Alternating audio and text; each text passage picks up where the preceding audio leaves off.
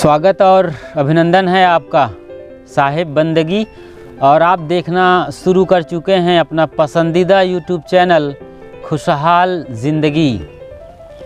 ज़िंदगी खुशहाल हो और आबाद हो, इसके लिए हम बराबर आपको नई नई वीडियो के ज़रिए शानदार सौगात भेंट करते रहते हैं। मगर फिर भी ज़िंदगी ऐसी है कि तमाम मुसीबतें और परेशानियां से आप दो चार होते रहते हैं।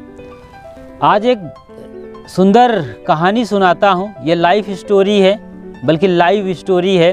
पिछले दिनों एक बंदा हमारे पास आया और अपनी परेशानियां बताना शुरू किया। हम एक क्वार्टर में ठहरे हुए थे। वो उस क्वार्टर के सर का क्लर्क था, रेलवे डिपार्टमेंट में। आया और बताने लगा कि साहब, मुझे भूलने की आदत हो गई है। मैं कोई बात जल्दी भूल जाता हूँ, और दूसरी बड़ी बीमारी मेरी ये है कि मेरी थिंकिंग मुझे लगातार परेशान किया करता है। मैं लगातार सोचता रहता हूँ। एक बार कोई दृश्य देख लेता हूँ, जैसे किसी कुत्ते को देख लिया रोड किनारे, तो उसके बारे में सोच रहा हूँ। मैं घंटों सोचता रहता हूँ। बहुत सारी बातें मेरी ज़िंदगी में है, कंट्रोल में नहीं है मेरी सोच। लगातार सोच रहा हूँ, देख रहा हूँ, और उससे मेरी नींद उड़ गई है। तो मेरा सोचना कंट्रोल में नहीं है, नींद ख़त्म हो गई है। उसने अपने सर से टोपी उतारा तो उसके बाल लगभग ख़त्म हो चुके थे। अभी वो लगभग 45 साल का ही जवान था, लेकिन उनकी परेशानियां ऐसी थी कि कोई और छोर नहीं मिल रहा था। और भुलक्कड़ होने से उनकी पत्नी भी परेशान रहती थी। मंगाया कुछ और है, ये बंदा भूल गया या फिर कोई दूसरी चीज़ लेके आ गया। और उसकी पत्नी भी एक बढ़िया नौकरी कर रही है, बल्कि नर्स है। बावजूद इसके उनकी परेशानियां ख़त्म होने का नाम नहीं ले रही है। और ये आदमी खुद रेलवे के एक डिपार्टमेंट में बड़े पोस्ट पर था। अपनी परेशानियों के चलते उसने छोटा पोस्ट क्लर्क का ले रखा है। तो उनको खुद को भी तकलीफ़ है।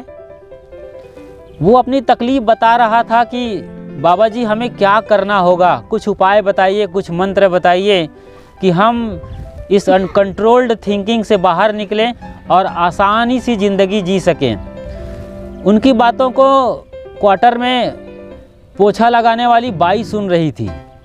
उसने अपना पोछा लगाना ख़त्म किया और हम लोगों के पास आकर बोलती है, महाराज जी, आपकी इजाज़त हो तो मैं भी आपके पास बैठूं और अपना दर्द बयान करूं। मैंने कहा ज़रूर।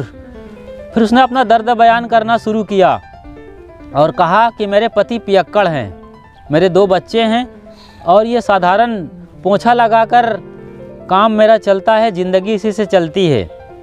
मैं बहुत आजीज़ आ चुकी हूँ अपनी पत्नी से। सोचो ज़रा, पत्नी को पियक्कड़ पति मिल जाए जो उसकी सैलरी को पी करके बहा दे, तो उसकी ज़िंदगी का आप क्या सोचते होगे। जब ये कहानी वो सुन रहा था, पहला वाला जो परेशान आदमी था, नींद नहीं आती थी, अनकंट्रोल्ड थिंकिंग वाला, वो बड़े गौर से उनकी कहानी को सुनने लगा। और उसे भी अब पता चलने लगा कि मेरी परेशानी से बड़ी तो इसकी परेशानी लग रही है। अभी वो बता रही थी अपनी कहानी कि मैं तकलीफ़ में हूँ और पूरा परिवार चलाना पड़ता है, यहाँ तक कि सास ससुर को भी पालने की मुझे जिम्मेदारी दे दी गई है। बताओ, एक लड़की की जात, अभी कुछ वर्षों पहले शादी हुई है, हालांकि उनके 2 बच्चे हैं। तो ये माँ बहन बेटियों को इतनी बड़ी जिम्मेदारी पति के पियक्कड़ होने से आ गई है। सोचो ज़रा, हमारे देश में जबकि लाखों लोग पियक्कड़ हैं और उनमें से सैकड़ों लोग रोज़ मरते रहते हैं, और ये मुसीबत इन नारी समाज को झेलना पड़ता है। लेकिन उसने एक बड़ी बात करी जिसने इस पूरे माहौल को एक अलग लेवल में ले गया।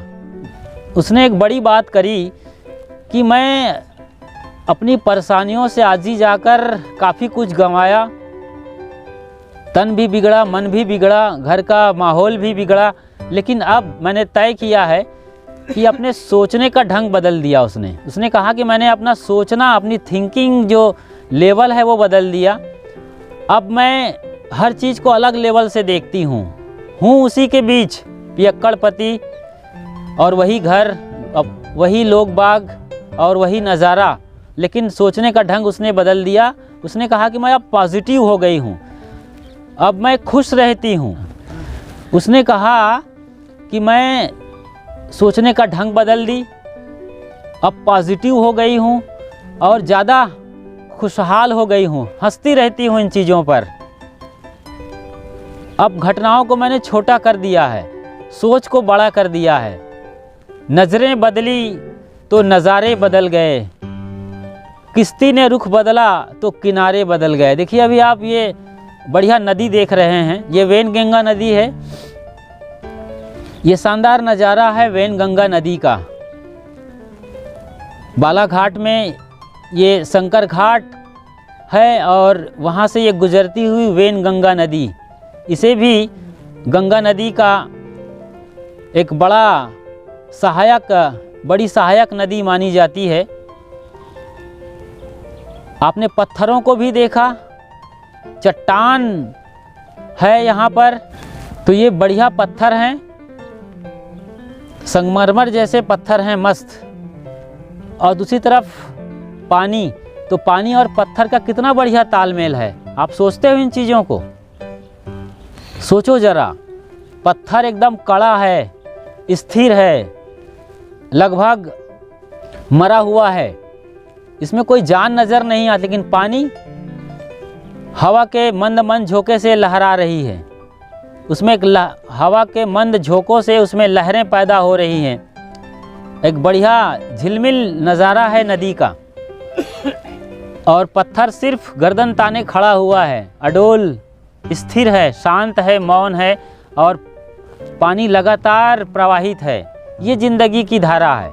आपकी ज़िंदगी भी इसी तरीके से है। ऊंच नीच, धूप छाँव, रात दिन, सुख दुख, पीड़ा और आनंद, हताशा और निराशा से ज़िंदगी की ये नदी प्रवाहित होती रहती है। जब से आपने जन्म लिया है और मरते दम तक ये सिलसिला बरकरार रहेगा। आपको सिर्फ अपना सोचने का ढंग बदलना है, नज़रिया बदलना है। नज़रें बदली तो नज़ारे बदल गए और किश्ती ने रुख बदला तो किनारे बदल गए। कितनी बड़ी बात है। उस पोंछा वाली बाई ने, जो साधारणतः पोंछा लगाती है कई क्वार्टर्स और घरों में जाकर, उसने अपना ज़िंदगी का रंग और ढंग बदल दिया और पियक्कड़ पति को भी अब अपनी बात कहना शुरू किया है। उसका पति भी अब कुछ सुनने लगा है। सोचो ज़रा। और ये आदमी जो रेलवे में अच्छा खासा नौकरी कर रहा है, सिर्फ अपना थिंकिंग नहीं बदल पा रहा है, कंट्रोल में नहीं है, बल्कि वो जो बेलगाम सोच है, बेलगाम विचारों की श्रृंखला है, उसके दायरे में आ गया है। जो उबड़ खाबड़ विचार हैं, उन उबड़ खाबड़ विचारों ने इस आदमी को कंट्रोल कर लिया है और ये अब हताश हो गया है। कई बार मरने का सोचता है। वो बता रहा था कि जब मैं चाकू लेता हूँ हाथ में, तो कई बार लगता है कि अपने हाथ को चीर दूँ। कहीं पहाड़ या ऊंची जगह में जाता हूँ तो लगता है उस खाई में जंप कर दूँ क्या। मतलब हमेशा मरने की सोचता है। अब ये एक बीमारी है, इसको सिर्फ समझा करके या मंतर जंतर से भी ठीक नहीं किया जा सकता। इसको ज़रूरत है मनोरोग विशेषज्ञों की, जो साइकेट्रिक होते हैं, तो इनके पास ले जाने की ज़रूरत है। और केवल हार्मोन्स चेंज होने से ये बड़ी बीमारी आ जाती है। तो हार्मोनल चेंजेस हो रहे हैं उस आदमी के और उनको अपने विचारों पर नियंत्रण नहीं है। एक दवाई चाहिए, वो डॉक्टर जो मनोरोग विशेषज्ञ हैं वो उन्हें देंगे, उनके हर तरह के एंगल से उन्हें खंगाल कर, और उस गोली को लगातार उन्हें खाते रहना है और कुछ हफ्तों या महीनों के बाद उनकी ये बीमारी जाती रहेगी। तो थोड़ी सी सोच बदलनी होगी, समझ भी और ट्रीटमेंट भी लेना होगा। लेकिन एक बड़ी बात उस आदमी ने बताया कि उसकी जो बीवी है, जो नर्स है, उसको स्पाइसी खाने की आदत है। तो काफ़ी तेज़ तर्रार मिर्च मसाले होते हैं उनके भोजन में, इसके चलते उनकी ये दशा और दुर्दशा हुई है। और कुछ प्रारब्ध के कारण रहे होंगे, पूर्व जन्मों के भी कुछ संस्कार उदय हो जाते हैं, इस जन्म के भी कुछ बातें होती हैं। तो खान पान भी थोड़ा सुधारना चाहिए, थोड़ा नहीं बल्कि सही तरीके से।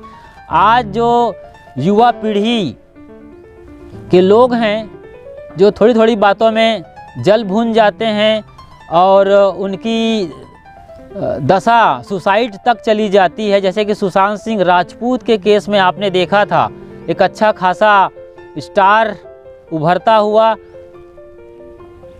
पैसों का मालिक था, मेरा मतलब अच्छा खासा उनके पास करोड़पति आदमी था, सब कुछ था, मगर सिर्फ उनके अपने लोग उनको सही तरीके से रीड नहीं कर पा रहे थे या अपना रिलेशनशिप वो सही तरीके से बरकरार नहीं रख पा रहा था। और जैसे कि मैंने बताया कि खान पान में जो नॉन नेचुरल स्थिति है, मतलब जंक फूड, फास्ट फूड लोग खा रहे हैं आज, डिब्बा बंद, पैकेट बंद, hard drinks, cold drinks, soft drinks ये ले रहे हैं जो नॉन नेचुरल है, यानी फैक्ट्री फूड। और फैक्ट्री फूड का मतलब होता है डेड फूड। इस तरीके से इस डेड फूड ने लोगों का कबाड़ा कर दिया है। तो खान पान बदलना होगा, आपको सलाद लेना होगा, फल फूल लेना होगा, मतलब फ्रूट्स खाने होंगे, ड्राई फ्रूट्स खाने होंगे।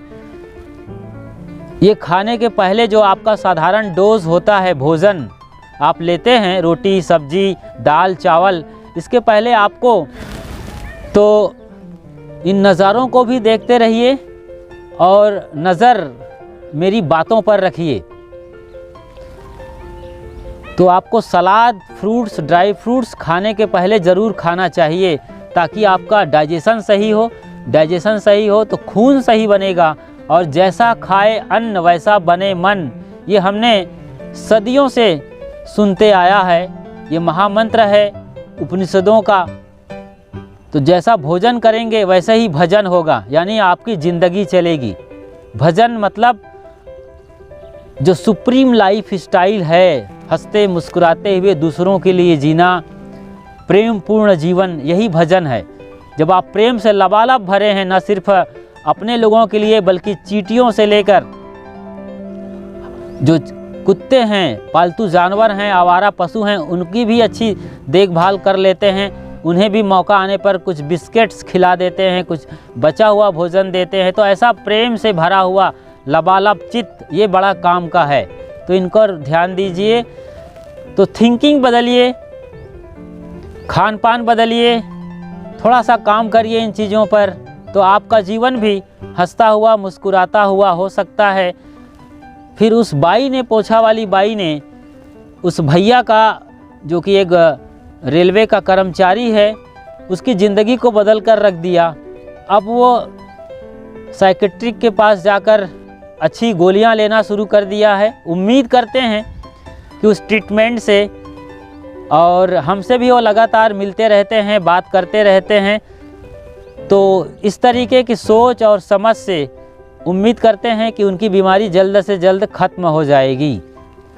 तो आप जब गलत सोचते हैं, गलत खाते हैं और गलत ढंग से जीते हैं, तो इन सब का परिणाम होता है कि आपकी ज़िंदगी में जहर घुल जाता है। ये देखो सामने भोले भंडारी का मंदिर नज़र आ रहा है। मंदिर के ठीक बाजू में भोले भंडारी, महाकाल शिव स्वयं खड़े हुए हैं। जी हाँ, इस कहानी के पीछे, इस मंदिर के पीछे उनकी यही कहानी है, हमारे पुरखों की, ये बताने की कि जहर का प्याला भी आप जब पी लेते हो, हलाहल विष भी अमृत हो जाता है। हलाहल अमृत क्या है, विष क्या है? ये निगेटिव थिंकिंग, गलत तरीके से दुनिया को देखना। आप निगेटिविटी में चले जाते हैं और कमज़ोर चित्त के हो जाते हैं, फिर ये बेकार की चीज़ें आप पर हावी हो जाती हैं, जिसे जहर कहा जाता है। इस जहर को भी आप चाहें तो अमृत में बदल सकते हैं। जैसे कि उस पोछा वाली बाई ने बदल दिया। उसने मुस्कुराना शुरू किया अपनी ज़िंदगी में, चीज़ों को नए ढंग से देखना शुरू किया। जैसे कि आप गुलाब के पेड़ के पास जाकर सिर्फ कांटे ही गिनते रहते हैं, कांटों पर ही नज़र रहती है, तो फिर आप कुछ नहीं कर पाएंगे। जबकि वहाँ उन सैकड़ों कांटों के बीच भी गुलाब का फूल अकेला खिला हुआ मुस्कुरा रहा है। जैसे कि इन नज़ारों को आपने देखा, पत्थरों के बाजू से पत्थरों को रगड़ती हुई ये नदी निकल रही है, और शानदार दृश्य हम सब के लिए ये नज़ारा वैनगंगा नदी बालाघाट का ये शंकर घाट, वहाँ से आप मिल रहे हैं। बहुत शुक्रिया, आभार और अभिनंदन आपका साथ निभाने के लिए। और इसी तरीके से मोटिवेशनल और इंस्पिरेशनल वीडियो को आप देखते रहिए। हमारे चैनल में तमाम वीडियोस उपलब्ध हैं। यदि आप हमारे इस खुशहाल ज़िंदगी पर बिल्कुल नए हैं इस चैनल पर, तो फ़ौरन लाइक करिए, सब्सक्राइब करिए, कमेंट करिए और अपने सभी कॉन्टैक्ट नंबर पर शेयर कर दीजिए, फॉरवर्ड कर दीजिए। सोशल मीडिया के सभी प्लेटफॉर्म पर आप शेयर कर दीजिए और बने रहिए। हम फिर मिलते हैं एक नई वीडियो के साथ, इन्हीं शुभ भावनाओं और शुभकामनाओं के साथ। शुक्रिया, आभार, अभिनंदन और साहेब बंदगी साहेब।